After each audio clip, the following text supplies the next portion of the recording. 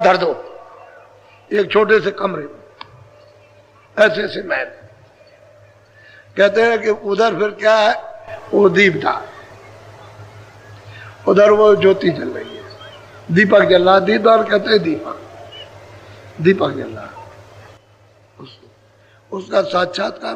वो इशारा बता रहे, वैसे तो बहुत कुछ है वो बीच में जो रचना है वो बहुत कुछ, उसको क्या, लेकिन धीरे धीरे धीरे साधक जब शुरुआत करेगा और उधर चलेगा तो अपनी आंख से देख लेगा। गोस्वामी जी महाराज ने सब देखा। बोलो। कोई दिन ऐसी लीला देखो नील चक्रता आगे पे। कहते हैं कि नहीं भाई, आगे आगे नील चक्र है, ये नीलगिर पर्वत है, वह नील चक्र है, वो गुरु का द्वार है। कहते हैं वो दिखाई देता है, आगे साफ दिखाई देता है, उधर तो उजाला तो साफ दिखाई देगा। कहते हैं नील चक्र यानी गुरु का द्वारा। बोलो।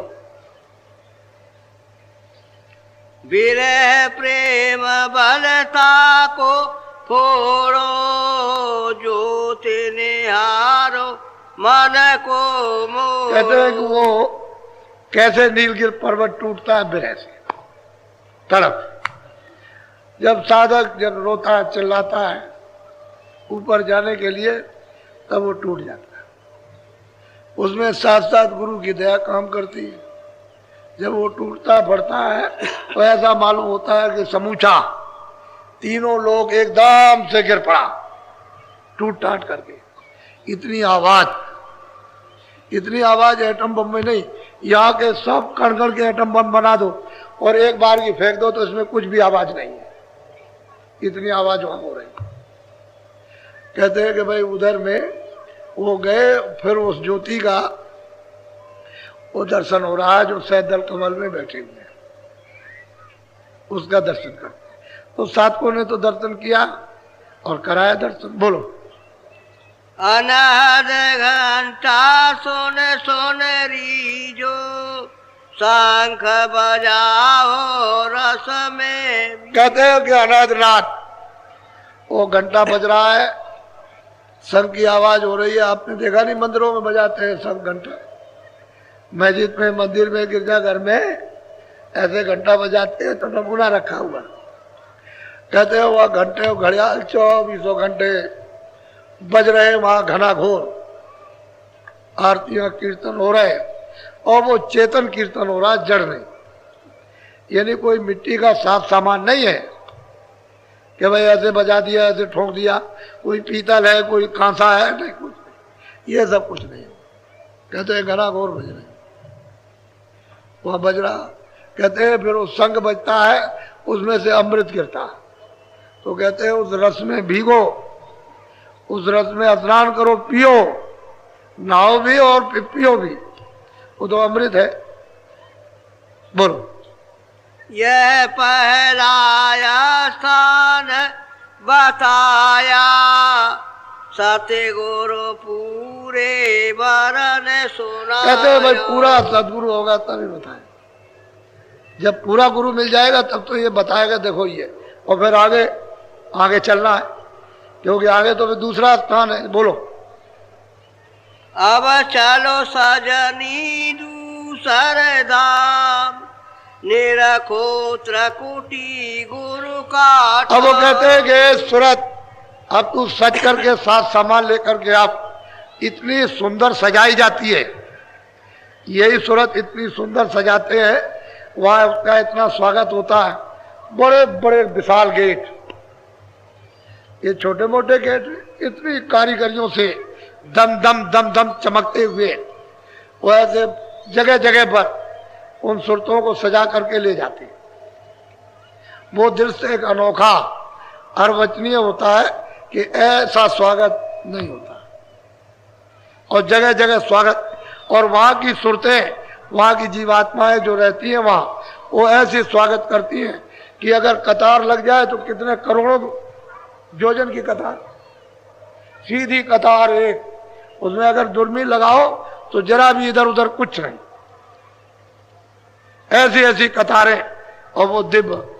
तो ये तो सब खेलवा हो रहा है। तो कहते हैं सजनी, अरे सूरत, अब तुझको ये पता चला कि ऊपर कुछ है, अब चल तू दूसरे धाम की तरफ, यानी दूसरे मुकाम की तरफ चल, अभी चल तुझको पहुंचा दिया जाए। बोलो।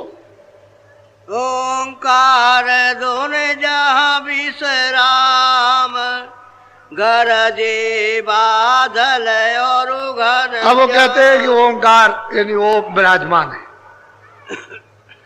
उसी को यानी कहते हैं मुसलमान रब, रब कहते हैं वहां पर वो विराजमान है। गरजे बादल और घनघोर गर्जन होती रहती है और मृदंग बजता रहता है। आपकी रामायण में कहा है मधुर मधुर गर्जय घनघोरा,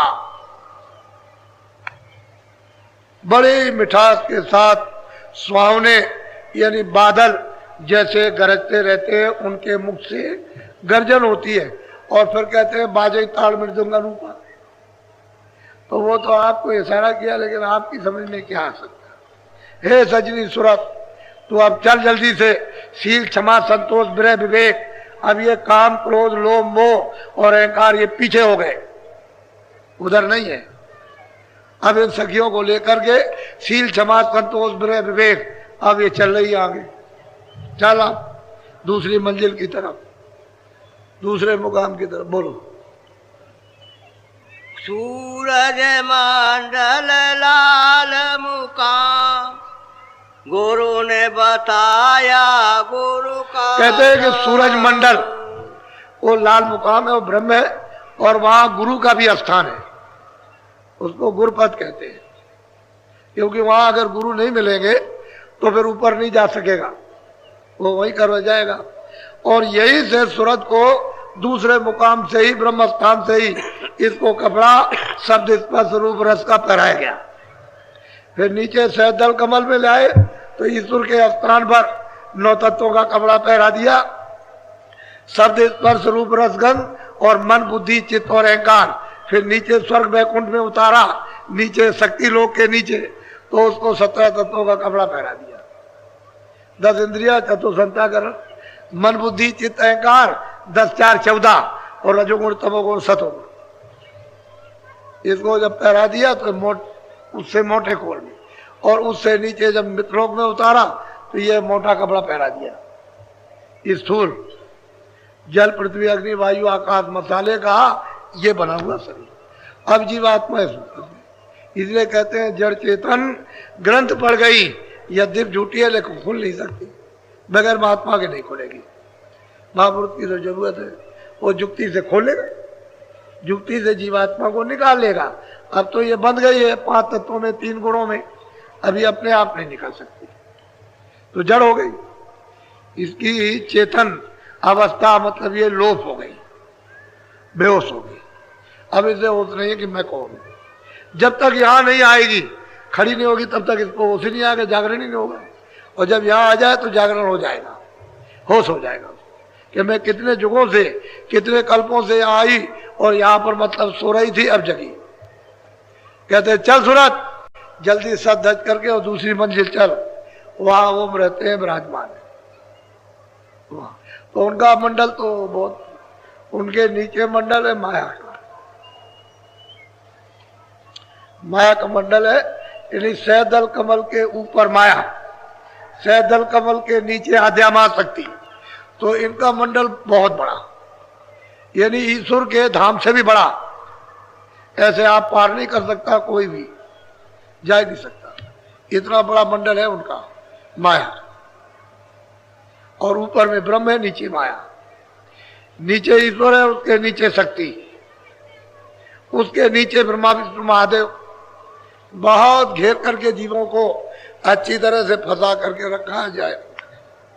बोलो। पंचम वेद नाम यही गाया, 14 कमल। कहते हैं इसको 14 कमल कहते हैं। और इसको मतलब यह कि जिक्र किया ना एती और कुछ है, और कुछ है, लेकिन हम कुछ बता नहीं सकते, लेकिन है जरूर। ये बराबर है। तो ऊपर में पार ब्रह्म है, वो तो उनका स्थान है पार ब्रह्म का, तो ऊपर रहते हैं। इसलिए ये दूसरी मंजिल, इस तरह से सूरत को पहुंच और दर्शन होगा, किसका? ब्रह्म का दर्शन साक्षात्कार होगा। जैसे आप आदमी दिखाई देते हैं, आप हमको देखते हो, हम आपको देखते हैं, ऐसे ही दर्शन होता, और बातचीत इसी तरह से, ऐसे ही दर्शन। लेकिन ये हाड़ मास का नहीं है, ये जैसा ये आपका शरीर वो नहीं है, वो तो सब नूरी नूर है, प्रकाशी प्रकाश, हाड़ मास का नहीं। अब यही तो बात है कि हम क्या बताएं, आप धीरे धीरे धीरे धीरे जब सुनते सुनते सुनते सुनते आप में हजम होगा तभी कुछ होगा, और फिर जब चलने लगोगे, देखने लगोगे तो समझ में आ जाएगा। अब इच्छा तो होनी चाहिए अपने घर की तरफ जाने की, चलो हम भी चले, चलो हम भी चले। भूख लगे, प्यास लगे तो जल्दी से रास्ता मतलब है कि चलने का बनता है, और जब आपको भूख प्यास नहीं तो रास्ता तो खराब पड़े हुआ, वो तो सब कांटे, तमाम गंदगी, कूड़ा कचरा सब फैला। अब उसको महात्मा जब साफ करें तभी तो जाओगे, ऐसे कैसे हो सकता? घंटा शंख तरी दोन दोई, गरज मृदंग सुनाई। अब वो कहते हैं कि ये दोनों घंटा और शंख ये नीचे रह गए, ये छूट गए। अब वो आवाज पकड़ ली गर्जन, और मृदंग की आवाज पकड़ ली, उसको पकड़ के चढ़ गई, क्योंकि उसी को पकड़ के दूसरा स्थान मिलेगा। ये घाटी इतनी ऊंची नीची है, टेढ़ी है कि कितने नीचे चले जाओ, कितने मतलब ये कितने करोड़ों नीचे चले जाओ, ऊपर चले जाओ, टेढ़े चले जाओ, तो घाटी के बिना जानकार के उधर कोई जा नहीं पाएगा। तब घाटी को पार करने के बाद तब ये स्थान है। तो कहते हैं कि हमने इस धुन को भी छोड़ दिया, घंटे और शंख की धुन तो सैदल कमल में छूट गई, और आगे गर्जन हो रही है, गड़ गड़ गड़ गड़ गर्जन, और मृदंग बज रहा। कहते हैं अब उस धुन को पकड़ा, इसी धुन को पकड़ के साक्षात्कार होगा ब्रह्म का। बगैर धुन पकड़े हुए नाम की कोई जा नहीं सकता, उसका रास्ता एक ही है चढ़ने का, दो रास्ते नहीं। बोलो हाँ। सूरते चली और खोला द्वार, बंक नाल धस हो गई। अब कहते हैं वो महापुरुष के सूरत ये चढ़ गई उधर, बंक कहते टेढ़ा रास्ता, ऊंचा नीचा टेढ़ा मेढ़ा, कहते हैं जिसके पार गई, पार चली गई। अब पार हो गई, वो पार स्थान है बीज, जहां से सूरत को कपड़ा पहराया गया,